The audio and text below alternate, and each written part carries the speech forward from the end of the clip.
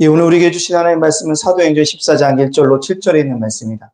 오늘 우리에게 주시는 하나님의 말씀은 사도행전 14장 1절로 7절에 있는 말씀, 사도행전 14장 1절로 7절에 있는 말씀입니다. 제가 봉독해 올리겠습니다. 사도행전 14장 1절로 7절에 있는 말씀입니다.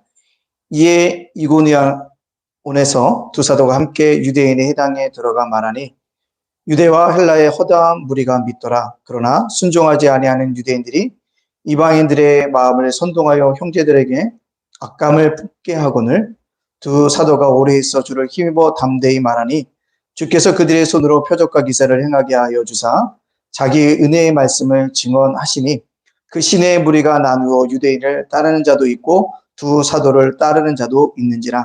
이방인과 유대인과 그 관리들이 두 사도를 모욕하며 돌로 치려고 달려드니 그들이 알고 도망하여 루가오니아의 두성 루스드라와 더베와 그 근방으로 가서 거기서 복음을 전하니라. 아멘. 사도행전 14장 1절부터 7절에 있는 말씀의 제목, 악감을 품은 자를 향한 나의 태도다라는 말씀으로 말씀을 증거하려고 합니다. 우리 앞뒤 옆사람과 인사해 보겠습니다. 화평을 이룹시다. 시작. 화평을 이룹시다. 화평을 이룹시다. 예, 아멘. 계속적으로 우리가 사도행전을 살펴보고 있습니다. 주일날에 사도행전 강의를 계속 살펴보고 있는데요. 그리고 오늘은 또 악감을 품은 자들에 대한 나의 태도에 대해서 우리가 잠깐 묵상하고 살펴보고자 합니다. 우리가 살다 보면 어떤 사건을 통하여서 악감을 품게 되어지고 집요하게 나의 삶에 방해하는 사람들을 만날 수 있음을 보게 되어집니다. 사업할 때도 만날 수 있고요. 공부하다가도 만날 수 있고요. 가정을 생활하다가도 만날 수 있고요. 신앙생활하다가도 만날 수 있고요. 특별히 전도하다가 이런 사람들을 뭐 할 수 있습니까? 만날 수 있습니다. 나에게 악감을 품은 사람들을 내가 만나게 되어졌을 때 나는 어떻게 해야 될까요? 아니, 여러분들은 어떻게 하고 계십니까? 어제 한 통의 전화를 받았습니다. 한 통의 전화를 받았는데 어떤 분이 너무나도 친절하게 해줬다는 거죠. 친절하게 해주셔서 너무 감사했고, 그분이 주는 영상을 봤고, 그분이 영상을 듣는 거 잘 봤더니 나중에 알고 봤더니 어디더라? 신천지였더라는 거죠. 빠져나오려고 했더니 빠져나올 수가 없다는 거예요. 왜? 지금 너무 잘해줘서. 그렇게 고마운 사람을 내가 어떻게 안 되겠어요? 그렇게 못하겠어요? 라고 이야기가 할 수 없는데 어떻게 해야 합니까? 라고 하는 이야기를 듣고 상담을 한참 해줬습니다. 전화로. 그렇게 속으로는 악한 생각들을 갖고 우리에게 뭐 하는 사람도 있더라? 접근하는 사람들도 있다는 거죠.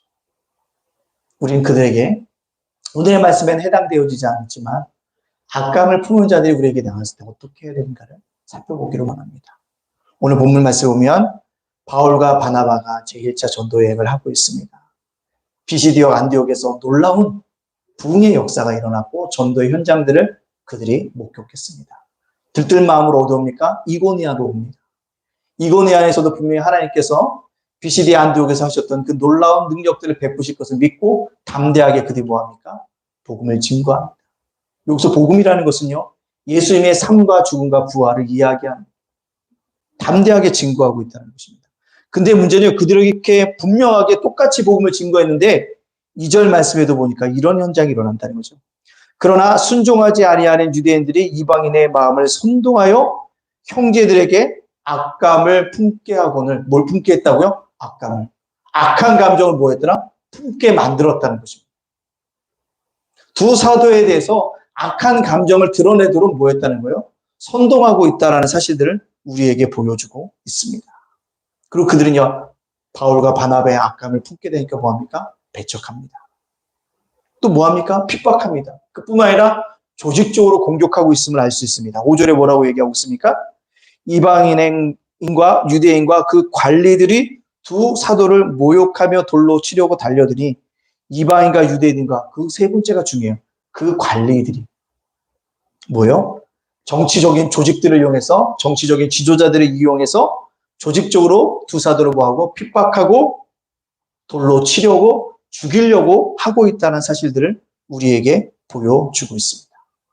이렇게 악한 감정을 가지고 바울과 바나바를 공격하는 사람들을 향해서 바울과 바나바가 어떻게 대응했는지를 살펴봄으로 말미암아 우리도 이 땅에 살아가는 동안에 나에게 악감을 품은 자들에게 어떻게 태도를 대하는 것이 올바른 태도인지를 함께 나누고 묵상하는 아름다운 시간들이 되어지기를 간절히 소원합니다. 첫 번째로요. 악감을 품은 자들에게는요. 첫 번째 올려주시겠어요? 예. 악감을 품은 자들에게 직접 대항하기보다는 어떻게 해요? 목표에 초점을 맞춰 나가야 합니다. 사람은 누구나 감정이 있기 때문에요. 악랄한 사람을 만나면 자기 자신도 모르게 뭐합니까? 감정적으로 대하고 싶고 실질적으로 감정적으로 대하고 싶다는 것입니다. 특별히 코로나 때문에 뭐가 있다고요? 사람들이 화가 많이 나서 별거하는 일에 뭐예요? 경적을 울리고 창문을 내리고 소리치고 있다고 이야기하지 않습니까? 그러나요, 우리가 감정적으로 대응하면 뭐 할 수밖에 없습니까? 실패할 수밖에 없다는 것입니다. 멱살을 잡고 싸운다고 문제가 해결되어지는 것은 아니라는 것입니다. 맞대응하다 보면 뭐가 뭡니까? 우리 안에 혈기가 나타나게 되어지고 고함치게 되어지고 뭐합니까? 때때로는 몸싸움까지도 이루어지게 된다. 그렇다고 문제가 해결될까요? 아니라는 거죠. 바울과 바나바도 뜨거운 마음으로 복음을 증거했습니다. 이들이 복음을 받지 않고 돌로 치려고 하니까 그래, 그렇게 살다가 지옥에 나가라 라고 소리치고 돌아갈 법도 할 것 같은데 그러나 그들은 그렇게 하지 않았다는 거죠. 어떻게 처신했을까요? 바울과 바나바는 그들과 대항하지 않았다는 것입니다. 오히려 악감을 푸는 자들에게 초점을 맞추기보다는 복음에, 내가 오늘 복음을 전하기 때문에 저들이 그렇다는 걸 생각하고 복음을 전하는 것에 더욱더 뭐 했다는 건가? 집중하고 있다는 것입니다. 꼭 기억하십시오. 주의 일을 하려고 하는 데는요, 꼭 반대하는 세력들이 있습니다. 그러나 그들에게요, 감정적으로 대응하기보다는 복음이라는 것에 목표를 두고 우리가 뭐합니까? 끊임없이 복음을 증거해야 한다는 사실입니다. 오늘 복음을 증거했더니 이고니아가 둘로 갈라졌잖아요. 바울과 바나바를 통해 예수를 믿는 자와 악감을 풀어서 그들 뭐하냐? 박해하는 자로, 믿지 않은 자로 둘로 나누어지고 있다는 것을 볼 수가 있습니다. 복음이 들어가는 곳에는요, 때때로 합평을 이루어야 되지만 때때로 뭐요? 검의 역사도 나타난다는 것입니다. 그래서 마태복음 10장 34절 이렇게 얘기합니다. 내가 세상에 합평을 주러 온 줄로 생각하지 말라. 합평이 아니요 검을 주러 왔노라라고 얘기합니다. 누가요? 예수님이 말씀하셨다는 거죠. 여러분, 그럼에도 불구하고 악감을 품은 자들에게 우리가 대항하지 말고요. 나의 삶의 목표에 집중하면서 뛰어나가야 한다는 것입니다. 모세는요, 이스라엘 백성들을 이끌고 출애굽했습니다. 그때 백성들은 끊임없이 원망해요. 마실 것이 없다. 먹을 것이 없다. 덥다. 춥다. 마실 물이 없다. 늘 불평합니다. 근데요, 모세는요, 딱 한 가지 분명한 목표가 있습니다. 이들을 하나님이 약속하신 땅으로 인도해야 될 거라는 분명한 목적에 초점을 맞추다 보니까 이들이 불평하고 원망하고 때때로는 자신에게 대항하는 그 모든 것들을 뭐합니까? 받아들이면서 나아가고 있다는 것입니다. 즉, 분명한 삶의 목표를 알고 있었기 때문에 흔들리지 않고 걸어 나가고 있다는 것입니다. 그렇습니다. 미국의 유명한 정치가이며 역사이었던 갤리 윌슨이라는 사람이 어떤 사람이 가장 위대한 리더십인가에 대해서 얘기하는데 그 리더십의 책을 보면 리더는 딱 두 가지가 있으면 된대요. 하나, 첫 번째 목표. 목표가 있으면 된다. 두 번째 뭐다? 추종자가 있으면 된다. 근데 제일 중요한 건 뭐다? 목표라는 거예요. 목표를 잃어버리면 삶도 흐지부지 된다는 것입니다. 따라서 나를 반대하는 사람들이 많이 있다 할지라도 우리는 어떻게 하라고요? 분명한 것은 나의 목표를 초점을 두고 꿋꿋하게 나가는 것입니다.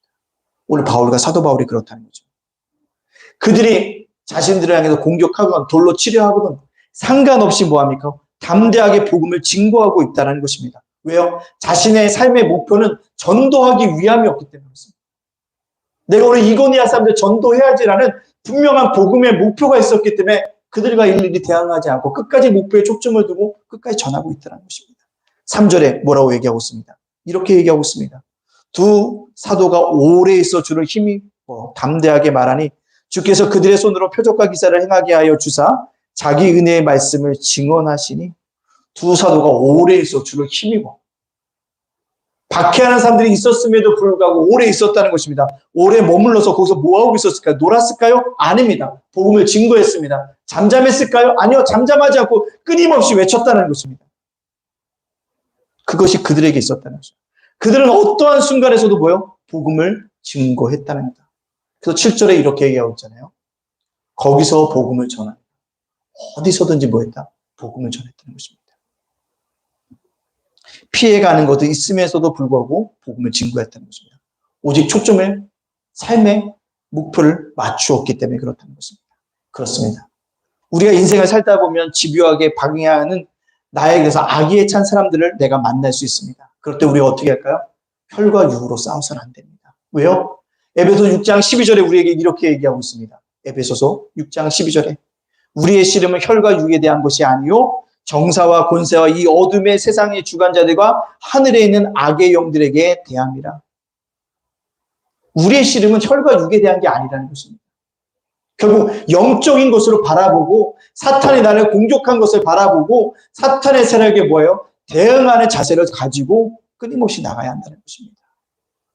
어두우면 어두울수록요 별이 빛납니다. 빛이 더 반짝인다는 것입니다. 그렇습니다. 어두워갈수록 우리의 삶의 목표를 분명히 해야 됩니다.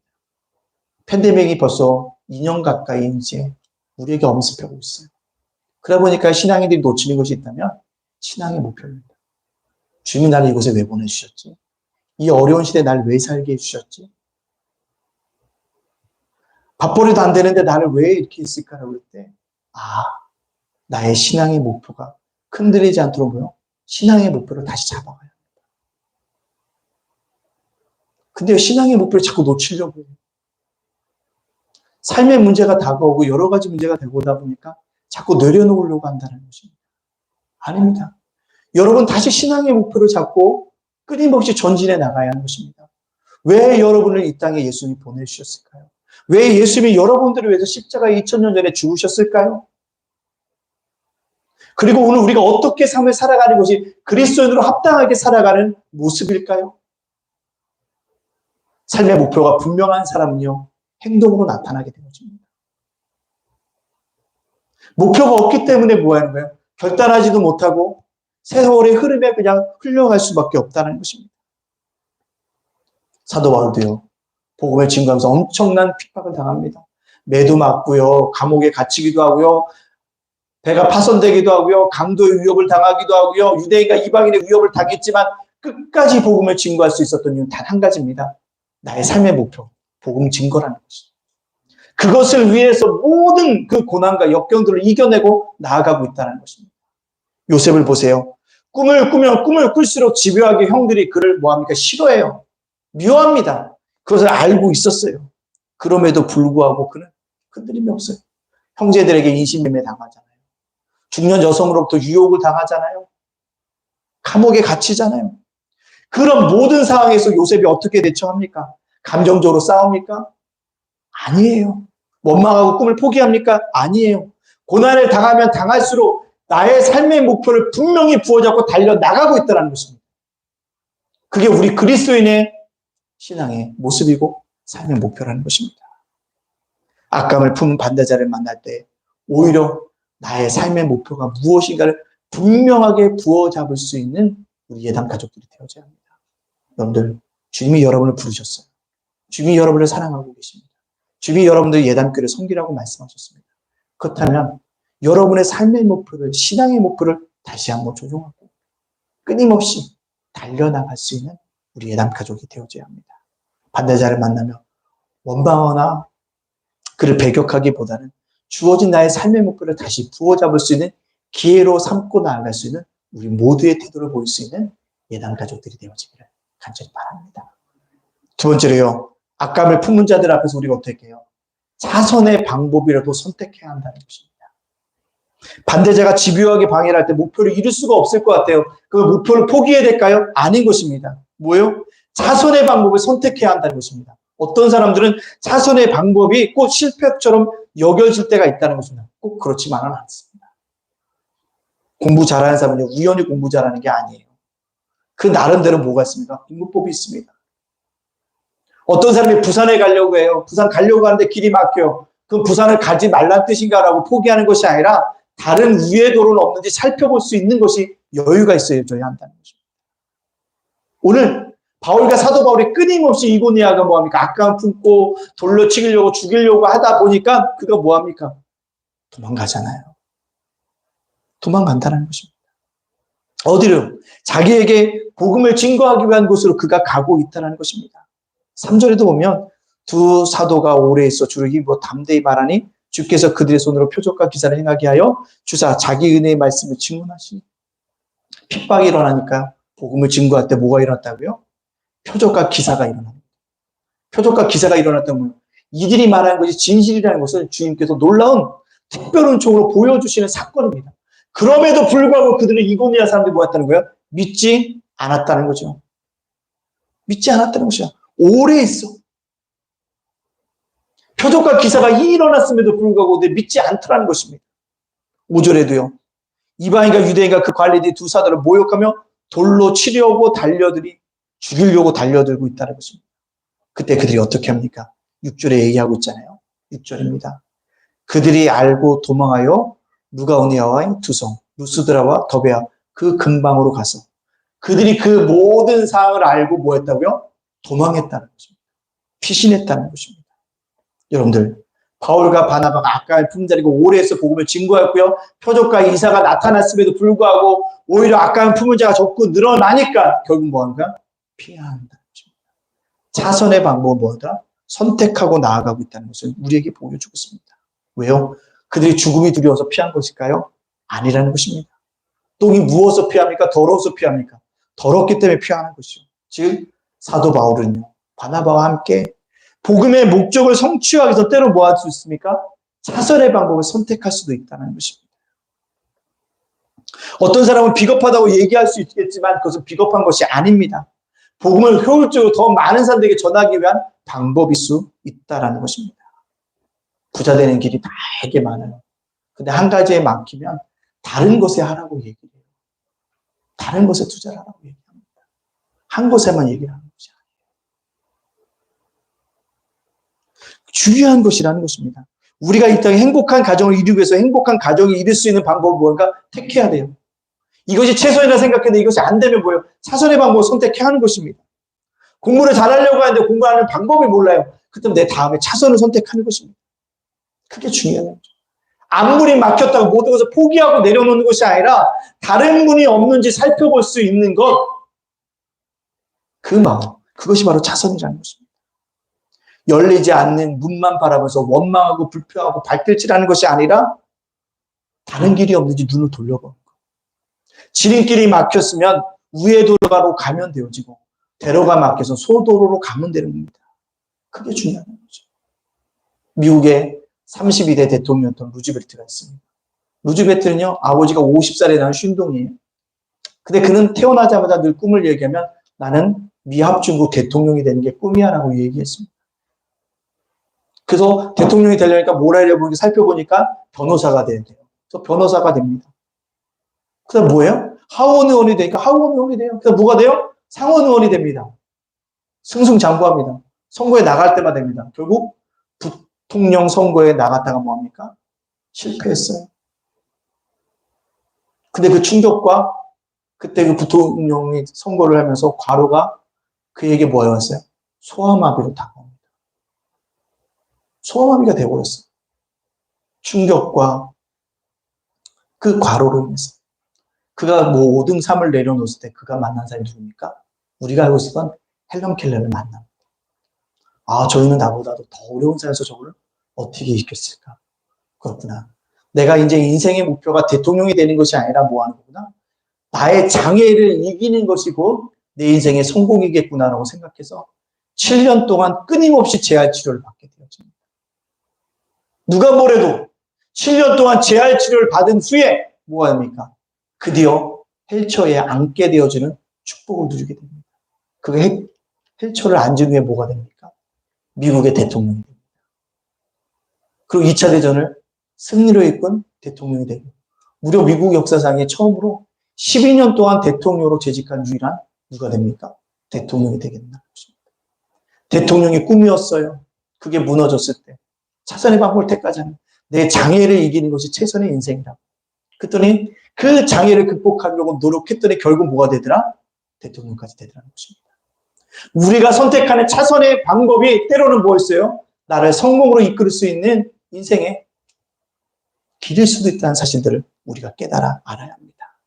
사랑하는 예단가족 여러분들, 악감을 품은 자들에게 내게 대항할 때 축복의 길이 막힌 것처럼 보여요. 지름길이 없어진 것처럼 보여요. 늘 불행할 것처럼 보여질 수 있습니다. 그때 우리는 뭐요? 차선의 방법을 선택하고 나가는 거예요. 그것이 또한 나를 뭐요? 성공의 지름길로 인도할 수 있다는 것을 깨달아 알 수 있어야 합니다. 이제 우리는 두려움을 버리고 어떤 길이 막혀졌을 때요, 새로운 길을 선택하고 나아갈 수 있는 우리는 그런 태도, 그런 삶의 태도를 가지고 나아갈 수 있는 우리 예담 가족들이 되어지기를 간절히 바랍니다. 세 번째로요, 악감을 품은 자들 앞에서 이들은 어떤 태도를 보였을까요? 하나님을 더욱더 힘으로 전적으로 의지하고 나가고 있다는 것입니다. 바울과 바나바 누구의 힘을 의지해서 복음을 증거할 수 있었을까요? 누구의 힘으로 복음 전하는 사역을 성공적으로 마칠 수 있었을까요? 그것은 오직 누굽니까? 하나님을 의지했다는 것입니다. 오늘 3절 말씀 뭐라고 합니까? 두 사도가 오래에서 주를 힘입어 담대히 말하니, 주를 힘입어 담대히 말하니, 주를 힘입어 담대히 말하니라는 것입니다. 즉 그들은요, 자신의 힘으로 복음을 증거하지 않은 것이 아니라 주님의 힘을 얻어서 뭐했다는 거예요? 복음을 증거했다는 것입니다. 하나님의 도움을 받아서 일을 했다는 것입니다. 하나님의 도움을 간청해서 그 도움을 가지고 뭐했다는 거예요? 복음을 증거했다는 사실입니다. 이것이 중요한 것입니다. 나의 힘이 아니라 뭐예요? 주님의 힘. 나의 지식이 아니라 누구요? 주님의 지식으로요. 나의 경험이 아닌 누구의 지식으로요? 주님의 경험으로. 나의 노하우가 아닌 누구요? 주님의 노하우로. 이 일들을 가지고 감당했다는 사실입니다. 따라서 우리도 어떤 일을 도저히 감당할 수 없을 때요, 우리가 해야 될 일은 뭐예요? 하나님께 엎드리는 것입니다. 하나님의 힘있기 위해서 엎드리는 것입니다. 우리는요, 무한한 존재가 아닙니다. 유한한 존재입니다. 우리가 아무리 노력해도 안 되는 것들이 너무나도 많이 있습니다. 아무리 공부해도 여건이 맞지 않으면 취직도 못하고요. 근데요, 하나님이 도와주셔야 합니다. 하나님의 의지를 의지해야 합니다. 나의 힘을 의지해야 합니다. 나의 병도 고칠 수 없어요. 그때 누가 합니까? 하나님의 힘을 의지해야 한다는 것입니다. 인간의 힘은 분명히 한계가 있어요. 내가 하나님을 의지할 때 내가 하지 못한 일을 하나님이 이루어 주신다는 것입니다. 제가 이번 주 그래서 새벽 만나 묵상을 올리는데, 이번에 사사기를 묵상하는데 뭐가 있으면 삼손이 나오잖아요. 삼손이 두 눈 뺏기고 쇠사슬에 묶여 두 기둥 사이에 딱 서 있을 때 아무것도 못했잖아요. 아무것도 못했대. 비로소 삼손이 두 번째 기도를 하잖아요. 삼손은 사사로 20년 동안 있으면 딱 두 번 기도한다 그랬잖아요. 마지막 기도다. 주님, 한 번만 나에게 힘을 주시옵소서. 내가 이들과 함께 죽기를 원합니다. 머리가 자라기 시작해서 예전과 같은 힘은 없었어요. 두구두 껴안고 무너뜨리고 뭐합니까? 죽잖아요. 그때 성경 분명히 얘기합니다. 뭐라고요? 삼손이 살아있을 때 죽였던 자보다 삼손이 함께 죽었을 때가 더 많은 사람이 죽었어요. 그래서 제가 새벽 만날 제목은 뭐라고 줬습니까? 내가 아무것도 못할 때 하나님이 일하십니다. 라는 게 제목이었습니다. 내가 아무것도 하지 못할 때 하나님이 일하신다. 오늘 그런 것이라는 것입니다. 내 한계를 느꼈을 때 내가 하나님의 힘을 의지해야 한다는 것입니다. 로버트 슐러 목사님이 늘 그런 얘기를 하잖아요. 설교가 안 되고 자기 목회하다 보면 하나님의 나를 자꾸 절벽으로 몰아놓으신다. 절벽으로 갔대. 근데 절벽에서 뭐 하는 거예요? 절벽에 간신히 이렇게 막 붙들고 자기가 서 있는데 자꾸 떨어뜨리신다는 거예요. 계속. 하나님 왜 저 떨어뜨리세요? 제가 하나님에서 어떻게 살았는데 이럴 수 있습니까? 막 근데 계속 빌었잖아요. 절벽에서 계속 민다는 거죠. 결국 뭐예요?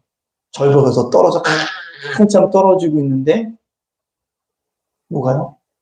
자기 등 뒤에 날개가 있는 걸 발견합니다.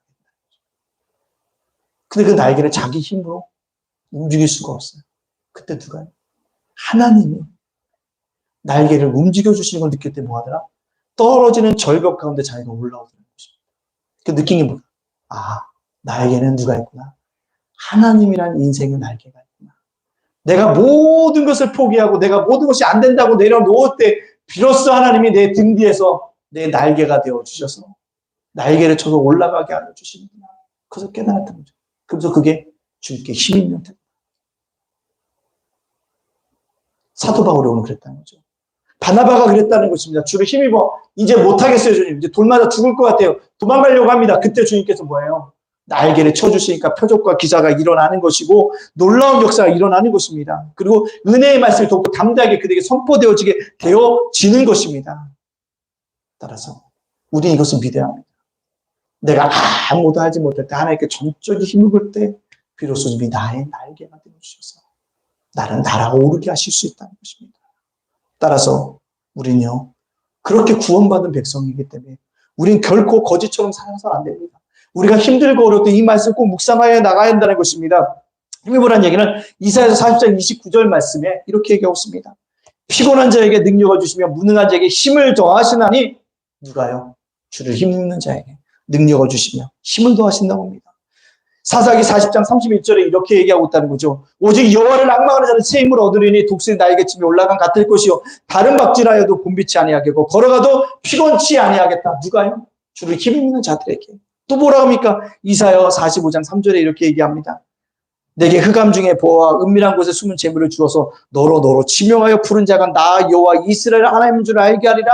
어려운 가운데 너를 지명하여서 내가 여호와인 것을 알게 하신다고 얘기하고 있다는 사실입니다. 이 말씀이 바로 날개가 되어주신 하나님의 나를 향하신 말씀이라는 것입니다. 이 말씀을 힘입어서 우리가 절벽 가운데 떨어질 때 날아 올라가야 하는 것입니다. 그때 우리가 뭐예요? 내가 생각해보다 더 높은 곳으로 내가 뭐였을까? 날아 올라갈 수 있다는 것입니다. 갈멜산의 엘리야를 보십시오. 자기에게 악감을 부는 850명들과 싸우잖아요. 그때 엘리야가 뭐라고 기도합니까? 열왕기상 18절과 30절과 30절에 이렇게 고백하고 있죠. 아브라함과 이삭과 이스라엘 하나님 여호와여, 주께서 이스라엘 중에서 하나님이 되신과 내가 주의 종이 됨과 내가 주의 말씀대로 이 모든 일을 행하는 것을 오늘날 알게 하옵소서. 여호와여, 내게 응답하소서. 내게 응답하소서. 이 백성도 주 여호와 하나님이신 것과 주는 저 너희의 마음으로 돌이키게 하는 것을 알게 하옵소서. 그때 뭐합니까? 그 기도를 했더니 하늘에서 불이 내려지고 번제물뿐만 아니라 또랑이는 물까지 흙까지 나무까지 다 태워버리는 기적이 일어나잖아요. 그 광경을 보고 백성들이 뭐합니까? 다 무릎을 꿇고 여호와가 하나님이십니다. 여호와 그분은 나의 하나님이시다고 고백하게 된다는 것입니다. 여러분, 악감을 품은 자들을 우리가 만나게 되었대요. 주님의 힘을 힘입어 달라고 강구하고 나가야 합니다. 엎드려야 돼요. 내가 무릎을 꿇는 것입니다. 그럴 때 주님께서 도와주신다는 것입니다. 엘리야의 하나님은 지금 우리의 하나님이시고요. 지금도 그렇게 살아서 우리를 위해서 역사하고 계신 분이라는 것입니다. 하나님이 사용하시는 사람들 보시죠. 모세의 지팡이를 사용하셨고요. 다윗의 물맷돌을 사용하셨고요. 하나님의 장애인 에웃을 사용하셨고요. 하나님의 창기였던 라합도 사용하셨고요. 바람둥이였던 삼손도 사용하셨고요. 겁쟁이였던 기드온도 사용하셨습니다. 욕심쟁이였던 야곱도 사용하셨습니다. 가난뱅이였던 사르밧가보도 사용하셨다는 거죠. 그렇게 하나님이 사용할 수 있었던 이유는 단 한 가지입니다. 그들이 하나님의 힘이 없기 때문입니다. 하나님의 힘을 의지했기 때문에 그렇다는 것입니다. 그렇다면 오늘을 살아가는 저와 여러분도 뭐요? 하나님의 힘을 의지합니다. 하나님 힘밖에 없어요. 때때로 막막할 때가 있어요. 이번 주 참 마음이 제가 어려웠습니다. 어려운 게 제가 병원을 갔다가 좀 굉장히 마음 아픈 이야기 듣고 와서 한 주간 굉장히 마음이 무거웠어요. 그 마음이 무거운데 얘를 어떻게 해야 될까 생각하게 되는 거죠. 그러다 기도하던 중에 생각난 게 뭔지 아십니까? 맡기라는 거예요. 그 일을 맡기라는 거예요. 네가 해결할 수 있는 것이 아니라는 거예요. 맡기라는 얘기는 뭡니까? 하나님에게 의지해서 기도하라는 거죠. 금요일날 여기서 기도하는데 그 녀석의 기도만 나오더라고요. 마음이. 우리들의 삶이 내가 할 수 없을 때 의지할 수밖에 없는 분이 누굴까요? 주님밖에 없다는 것입니다.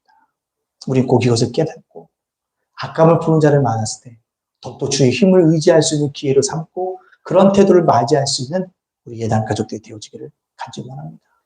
우리가 잘 알고 있는 밴드 중에 비틀즈가 있습니다. 알죠? 근데 그분들이 처음부터 대단한 밴드는 아니었습니다.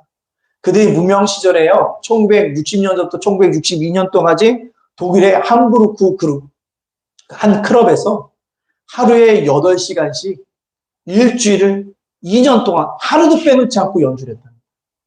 근데 그들이 연주했던 건 자기들이 원하는 연주가 아니라 누가 어떤 곡 틀어줘요? 그러면 그 곡 연주해주고 누가 또 무슨 곡 틀으면 그 곡만 연주했다는 거예요. 하루에 8시간 7일을 그렇게 했다는 거예요. 근데 그런 과정을 겪었더니 그들이 뭐예요? 어떠한 다양한 뭐예요? 장르의 음악도 연주할 수 있는 힘이 길러졌다는 것입니다. 그렇습니다. 그들의 무명의 2년은요. 너무 힘든 그 씌워졌다는 것입니다. 마찬가지라는 것입니다. 우리가 악감을 푸는 자들이 나에게 대항할 때도요. 아, 이것이 하나님 나를 뭐하는구나. 신앙으로 연단하는 시간의 훈련의 시간이구나.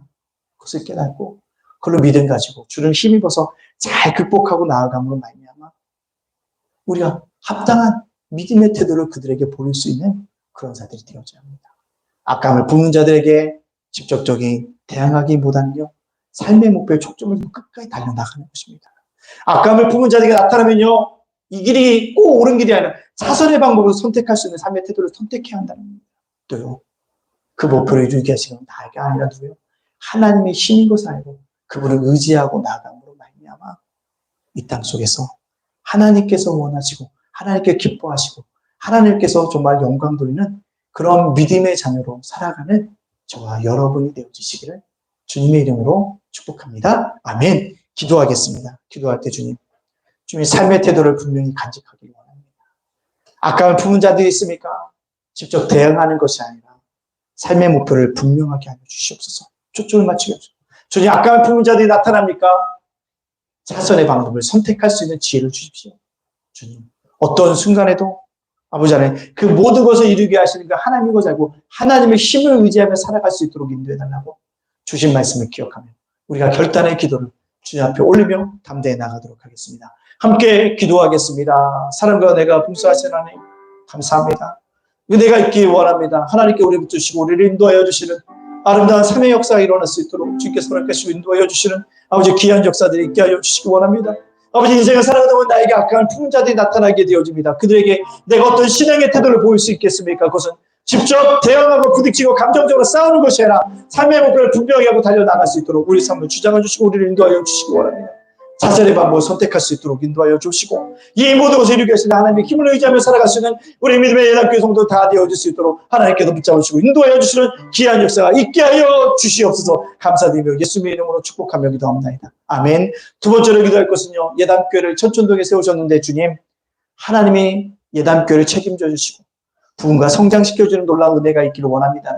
이 시간 주님 앞에 간절히 기도하며 담대해 나가도록 하겠습니다. 함께 기도하겠습니다. 사랑의 하나님 감사합니다. 우리 예단교회 하나님 천촌동에 세우셨었는데 하나님의 뜻과 섭리가 어딘지 우리가 알지 못하지만 하나님 이 교회를 책임져 주시고 하나님께 우리 예단교회를 그가 인도하여 주시는 귀한 역사 일어날 수 있도록 하나님께서 인도하여 주시는 귀한 역사 있기와 책임져 주시고 하나님께 붙잡으시는 귀한 역사가 부흥하고 성장하는 역사 일어날 수 있도록 매주마다 한 요일에 한 가지라도 부르시는 귀한 역사 일어나게 해서 하나님 내 자만에도 하나님 계시면 내 역사 일어날 수 있도록 인도하시고 이 민족의 저절감이 귀한 역사 일어날 수 있도록 지금들에게서 인도하여 주시는 아버지의 귀한 역사 일어날 수 있도록 인도해서 아버지 은혜의 약한 자를 버리시는 귀한 역사가 있게 하여 주시옵소서. 감사드리며 예수님의 이름으로 기도합니다. 아멘.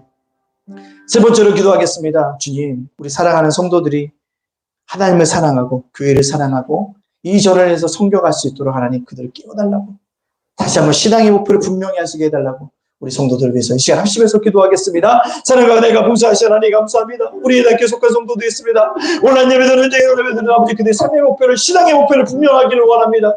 아버지의 들고 떨리는 마음이 왜 없겠습니까? 그러나 분명한 신앙의 목표를 가지고 우리가 전쟁을 내갈 수 있도록 인도하여 주시는 귀한 역사에 있기보다 신앙의 목표를 회복하기를 원합니다. 하나님 왜 여러분을 사랑하셨을까요? 하나님 여러분을 왜 부르셨을까요? 구원받은 백성으로 삼아주셨을까요? 하나님이 없는 것 같은 하나님이 살아계신 이 땅 속에서 내가 어떻게 그래서 살아갈까? 분명한 삶의 목표를 가지고 살아갈 수 있는 역사 일어나기를 원합니다. 우리 집 문제된 삶을 감당하기를 원합니다. 아버지 문제된 것을 하나님의 역사 일어날 수 있도록 주기도록 하시고 인도하여 주시는 아름다운 역사 일어날 수 있도록 주기도록 하시고 인도하여 주시는 아름다운 역사 일어날 수 있도록 인도하여 주시고 함께하여 주시옵소서. 감사드리며 예수님 이름으로 축복합니다. 우리 네 번째로 기도하겠습니다. 우리 예담 재가복지센터와 예담 작은도서관을 통해서 노인들을 섬기며 아이들 섬겨가는 사역이 아름다운 섬김의 현장이 되었도록 인도해달라고 이 시간 합심해서 기도하겠습니다. 사랑하는 하나님 감사합니다. 그렇습니다. 예담 재가복지센터를 통해서 우리가 아버지 노인들 섬겨가는 가운데 있으니 그들을 섬겨갈 때 아름다운 섬김의 역사가 일어날 수 있도록 주기도록 하시고 인도해 주시고 예담 작은도서관에서 아버지 꿈의 학교를 뱉어서 도덕한 사역들을 통해서 어린 학생들 섬겨갈 때 그 사역이 아름다운 연배들이 맺혀질 수 있도록 주기도록 하시고 인도해 주시는 아름다운 역사가 일어날 수 있도록 주기도록 하시고 인도하여 주시옵소서. 감사드리며 예수님으로 기도합니다. 아멘. 여섯 번째로 기도하겠습니다. 우리 성도들을 위해서 기도해 주시고 가정을 위해서 자녀들을 위해서도 세운과 일터를 위해서 지켜주달라고 기도하도록 하겠습니다. 담임 목사가 저를 위해서도 기도하여 주시고 저희 가정을 위해서도 기도해 주시기 부탁드립니다. 함께 기도하겠습니다. 사랑의 하나님 감사합니다. 우리 예담교회 성도들을 지켜주시옵소서. 보호하여 주시옵소서. 아버지 성도들이 아버지 하나님 자녀들을 아버지 인도하여 주시기를 원합니다. 간섭하여 주시는 게 역사 일어나기를 원합니다. 아버지 성도들의 아버지 하나님 일터와 세운과 아버지의 사업장을 하나님 나를 동행하여 주시고 함께하여 주시고 역사하여 주심으로 말미암아 놀라운 역사 일어날 수 있도록 인도하여 주옵소서. 아버지 그 가정들을 이르지 않는 가정 되도록 인도해 주시고 아버지 복음에 세워주며 믿음에 세워주며 십자가 위에 세워지는 아름다운 가정들 되도록 하나님의 교수 인도하여 주시는 귀한 역사 일어날 수 있도록 주기도록 교수 인도하여 주시기 원합니다. 하나님 목사들을 붙드시고 우리 가정도 지켜주는 역사 있게 하여 주시옵소서. 감사드리며 예수님 이름으로 축복하며